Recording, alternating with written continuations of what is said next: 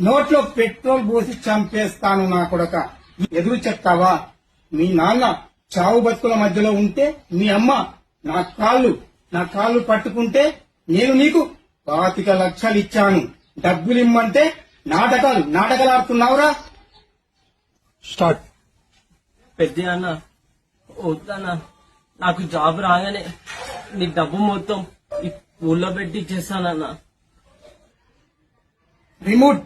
Remote నొక్కానంటే నీ తల్లి చచ్చిపోతుందిరా.